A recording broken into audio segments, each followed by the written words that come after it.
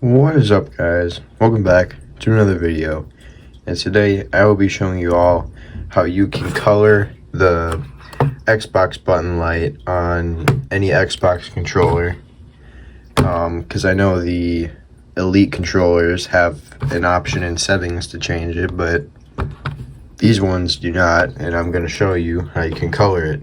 You will need two special screwdrivers. I'm not too sure if Allen keys work. I have not checked. So what you're going to want to do first is take out your batteries, and then you notice that there is a sticker, and then there is like a little divot in the middle, and there's actually a screw right under that. And the reason why they put this sticker here is so that you don't avoid a warranty, or actually I don't know if this has anything to do with the warranty. It might just be to scare you off from doing this. So you either want to peel that back, or you can just kind of just stab right through it. To be honest, it doesn't really matter.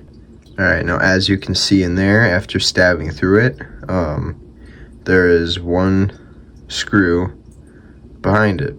So next, what you're going to need to do is you're going to need to pry off these little side plate things right here. So you can do that by pushing down your trigger and like prying it out from there, or you can sometimes stick your fingers in there and rip it off. So I'm gonna go do that. So when you're taking these off, you want to be careful not to try to break any of the clips. But then you'll notice once you take those off, there is one screw down here, one on the other side, and there's one here and one here. You're going to need to take all four of those out. And after you have removed all four of those screws, the face plate should just come right off. So you can set that aside, and you also want to take off the analog sticks. They should just slide right off. You need to get all of this out of the back casing. So doing that's pretty simple. You just kind of have to wiggle it off. Alright, so at this point you will need to switch to the smaller screwdriver if you have these that I have. Alright, once you take the top four screws out of this should just pop right up. Set that on top of the frame of the controller, like right under the triggers. And these screws aren't even tightened that much, so they should not be a pain to remove at all.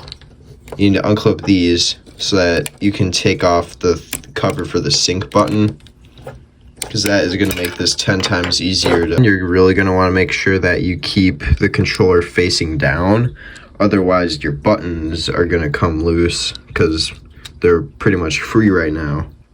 Alright, believe it or not, what you need next is a Lego stud. So you're going to need a transparent one. The solid colored ones will be too dense and the light will not pass through it. But these come in pretty much every color you can imagine. But for this black controller, I feel like red will look really cool, so I'm going with red. And then you're going to take one of your screwdrivers or something and just kind of knock it out of the way. That way you can get it out.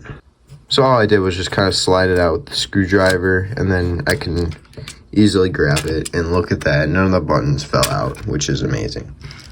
But you may notice, once you have your Lego stud, that it does not fit like in like that.